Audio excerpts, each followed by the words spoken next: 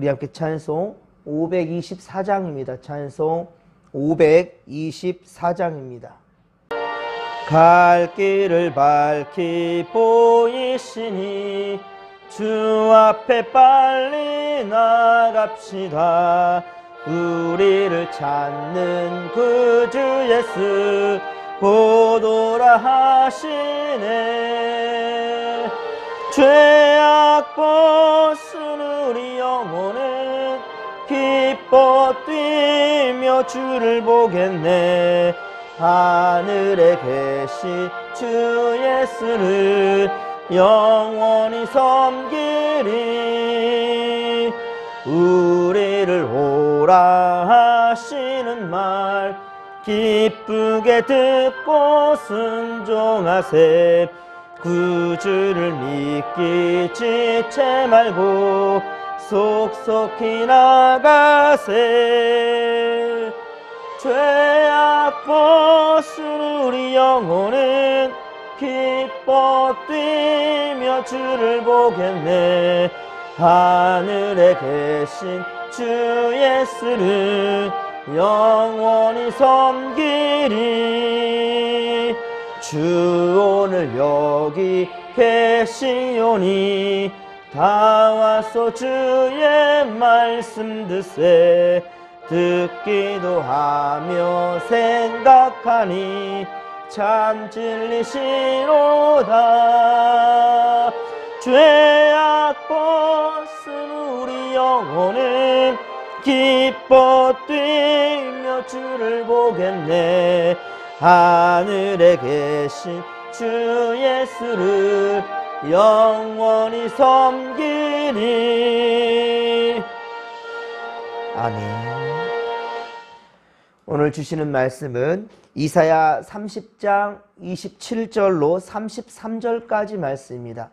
이사야 30장 27절로 33절까지 말씀 우리 한 목소리로 합독합니다. 보라, 여호와의 이름이 원방에서부터 오되 그의 진노가 불붙듯 하며 빽빽한 연기가 일어나듯 하며 그의 입술에는 분노가 찼으며 그의 혀는 맹렬한 불 같으며 그의 호흡은 마치 창일하여 목에까지 미치는 하수 같은즉 그가 멸하는 키로 열방을 까부르며 여러 민족의 입에 미혹하는 재갈을 물리시리니 너희가 거룩한 절기를 지키는 밤에 하듯이 노래할 것이며 피리를 불며 여호와의 산으로 가서 이스라엘의 반석에게로 나아가는 자 같이 마음에 즐거워할 것이라. 여호와께서 그의 장엄한 목소리를 듣게 하시며 혁혁한 진노로 그의 팔에 치심을 보이시되 맹렬한 화염과 폭풍과 폭우와 우박으로 하시리니 여호와의 목소리에 아수르가 낙담할 것이며 주께서는 막대기로 치실 것이라. 여호와께서 애정하신 몽둥이를 아수르 위에 더하실 때마다 소고를 치며 수금을 탈 것이며 그는 전쟁 때 팔을 들어 그들을 치시리라. 대저 도벳은 이미 세워졌고 또 왕을 위하여 예비된 것이라. 깊고 넓게 하였고 거기에 불과 많은 나무가 있은즉 여호와의 호흡이 유황개천 같아서 이를 사르시리라. 아멘. 할렐루야.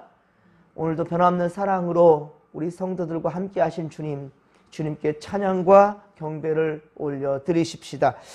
이번 한 주간도 우리 좋으신 주님께서는 그렇습니다. 우리 성도들의 생사화복을 축원하시며 특별히 건강을 지켜주신 주님께 감사를 드립니다. 저는 여러분들의 기도와 또 후원으로 기도원에 잘 다녀왔습니다. 갑작스러운 또 박선봉 권사님의 또 소천되신 일이 있어서 곧바로 떠나지는 못했고요. 좀 더 장례를 치르고 그렇게 갔지만 그래도 우리 참 박선봉 권사님만 생각한다면 많은 고생하지 아니하고 그렇게 주무시다가 평안히 주님 나라 그렇게 가게 된 것 또한 진실로 감사가 됩니다. 우리 모두에게도 여러분 반드시 마지막 때는 올 것입니다.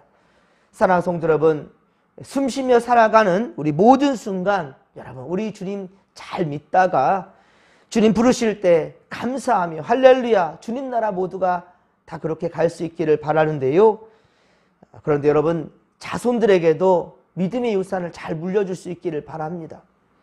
이웃들에게도 여러분 복음의 선한 영향력을 잘 끼칠 수 있기를 바랍니다. 이 다음에 주님 앞에 서는 날 참 잘했다 칭찬받는 우리 성도들이 다 될 수 있기를, 그리고 의의 멸관을 다 받아 누릴 수 있기를 간절히 빌고 소망합니다. 자, 오늘 함께 읽은 성경은 계속해서 이사야 30장 27에서 33절까지의 말씀입니다. 하나님은 앞서 애굽을 의지한 유다에 대한 책망과 심판, 그 경고의 메시지를 주셨죠. 이에 이제 유다에 대한 하나님의 징계 도구로 사용하였던 아수르에 대한 심판의 메시지가 이제 30장 마지막 부분을 또 차지하고 있습니다. 여러분, 그러나 하나님은요, 불순종할 때 그렇게 심판을 하셨지만은 진노 중에도 하나님은 항상 위로와 회복을 그렇게 약속해 주셨습니다. 명심하시기 바랍니다. 하나님은요, 심판을 원하시는 것이 아니라 깨닫고 주께로 돌아와 구원받는 그런 이들이 다 될 수 있기를 주님은 바라신다는 겁니다. 그리고 그 구원은요, 택함받은 백성들만이 아니에요. 택함받은 백성들만이 아니라 인류의 모든 민족들이 다 해당된다는 것을 우리는 알아야 될 것입니다. 성경에 분명 기록되어 있습니다. 창세기 12장 3절에 보면 하나님께서 아브라함을 택하실 때에 모든 민족이 너로 말미암아 복을 얻을 것이라 라고 분명히 말씀하셨습니다. 모든 민족이 하였습니다. 아브라함에 속한 백성들만이 아니라 모든 민족이에요. 또한 예수님께서 공생애를 그렇게 사시고 또 십자가 고난과 부활 이후 승천하실 때 그렇게 또 마태복음 28장 19절, 마태복음 28장 19절에 말씀하시기를, 그러므로 너희는 가서 모든 민족을 제자로 삼아 아버지와 아들과 성령의 이름으로 세례를 베풀라라고 말씀하셨어요. 여기도 보면 모든 민족을 제자로 삼으라고 그랬어요. 모든 민족을. 그리고 아버지와 아들과 성령의 이름으로 세례를 주어라. 그러니까 천국 백성 삼으라는 거예요. 이것이 바로 우리 지금 믿는 자들이 전도해야 될 당위성이 여기 있는 것입니다. 모든 민족이 구원을 받기까지 하나님은 바라신다는 겁니다. 그러니까 오늘 성경에서도 아수르는요, 북이스라엘을 심판하는 데 쓰임 받았으니, 자, 이제는 아수르를 내친다? 그런 의미가 아니란 말입니다. 아수르를 통해서 북이스라엘 심판하셨어요? 그리고 이제 쓰임 받았으니까 버린다는 게 아니라고요. 아수르도 역시 택함받은 민족 북이스라엘 멸망하는 것을 보고 하나님을 경외하는 자들이 되야 된다는 것이지요. 하나님이 택함받은 저 이스라엘 백성들도 우상을 숭배하고 하나님 말씀대로 따르지 않고 그렇게 죄를 짓고 사니 우리를 통해서 이렇게 철저히 심판받고 무너지는구나 라는 것을 본다 한다면 아수르도 정신 바짝 차려야 한다는 것이지요. 그 심판을 면할 수가 없다라는 것을 아수르도 알아야 된다는 것이지요. 특히 오늘 본문 27에서 33절에는 그렇게 하나님께서 아수르를 어떻게 심판할지에 대해서 그렇게 말씀하고 있는데 그 든 비유들이 참 매우 무섭습니다. 먼저 여호와의 이름이 원방에서부터 온다라고 했는데요. 이것은 메대와 바벨론의 연합군의 이 공격에 그렇게 멸망당할 것이라는 아수르의 심판을 지금 말씀하고 있습니다. 아수르에 대한 심판은 앞서 이사야 10장에서도 그렇게 예언된 바입니다. 그리고 오늘 이사야 30장에서도 재차 강조하고 있는 거예요. 그뿐이 아닙니다. 자, 아수르의 멸망은요, 3장으로 기록된, 3장으로 기록된 바로 나훔에서도 구체적으로 그렇게 언급하고 있어요. 그리고 여러분들도 잘 아는 요나서 있죠, 요나서. 요나서도요, 4장으로 기록되어 있는데 온통 요나를 통하여서 아수르의 심판에 대해서 예언하고 있단 말입니다. 우상을 숭배한 나라이며 아수르는 우상을 숭배한 나라였고, 그리고 하나님의 백성인 이스라엘을 괴롭혔던 그런 민족과 나라인데, 왜 하나님은 선지자 나훔을 통해서, 그 전체 이 나훔을 통해서, 그리고 요나서를 통해서, 그리고 이사야를 통해서 계속해서 이렇게 예언하고 있는 걸까요? 아수르는 하나님의 말씀대로 살아온 그런 민족이 아니에요. 그런데도 계속해서 심판에 대한 예언을 하시는 그 이유가 무엇이겠냐는 거예요. 그것도 요나서와 나훔서, 선지자 2명을 통해서 철저하게 아수르에 대한 심판을 얘기하고 있다는 거예요. 왜 그럴까요? 그것은 사랑이라는 말로밖에는 이해가 되지 않습니다. 설명되지 않아요. 아수르를 사랑하시는 하나님의 말씀이라는 거예요. 요나가 왜 저 아수르를 구원하시려 합니까? 라고 항변할 때 하나님은 그리 말씀하셔요. 좌우를 분별하지 못하는 12만 명이나 되는 이 아수르, 이 바로 니누에는 아수르의 수도입니다. 이 니누에, 이 아수르, 그 민족이 내 백성이야 라고 말하고 있어요. 내 백성이야 라고요. 우상을 숭배한 나라인데, 하나님을 섬기지 않고 하나님을 경외하지 않았는데도 불구하고 내 백성이라고요. 어찌 그렇게 말할 수 있을까? 예, 요나도 나훔도 사실 이해되지 못했을 것입니다. 나훔은 물론 하나님의 말씀에 항변하진 않았어요. 나훔은 하나님 말씀에 순종하여서 그렇게 아수르, 니느웨를 변화시키려고 회개했지만, 그러나 그들은 그 말을 들으려 하지 않았지요. 요나는 대충 말씀을 전했지만, 복음을, 그 멸망에 대한 그 선포를 하였지만, 어때요? 요나 때에는 철저하게 왕부터 시작해서 회개를 하며 결국은 구원받게 되잖아요. 요나는 오죽 싫었으면 하나님 명령에 어때요? 니느웨로 가라 그랬는데 어디로 갔죠? 다시스로 도망갔죠. 다시 말씀드립니다. 하나님은요, 절대로 멸망을 원치 아니하신다는 거예요. 어떤 누구든지, 세상 어느 누구든지 여러분 멸망을 원하지 아니하시고, 하나님은 모든 민족이 구원을 얻기까지 쉬지 아니하시고 기다리신다라는 것입니다. 쉬지 않고 일하시는 분, 그리고 하나님은 바로 우리를 통하여서 그렇게 전도하라고, 생명을 살려내라고 그 사명을 우리에게 주신 것입니다. 역사적으로 아수르는 메대와 바로 바벨론, 메대와 바벨론의 연합군에 의해서 철저하게 멸망당하게 되는데요. 그런데 바벨론이 강해서라기보다는 바벨론이 강해서 아수르를 무너뜨렸다는 것이 아니라요, 바로 하나님의 심판의 막대기로 바벨론 메대를 사용하신 거예요. 아수르는요, 사실 BC 700년 전, BC 700년에 사네립 왕이, 바로 아수르의 왕 사네립이 바벨론을 그렇게 철저하게 파괴하고 바벨론을 지배했던 그런 나라입니다. 아수르가 바벨론을 지배했단 말이에요.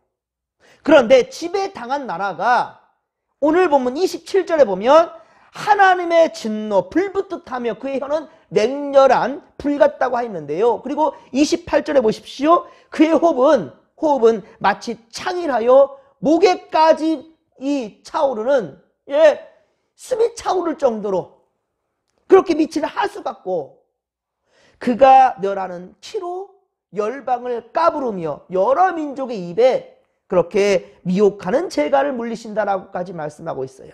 이렇듯 하나님은 아수르를 심판하시는데요, 바로 바벨론을 그 심판의 도구로 사용했다라는 거예요.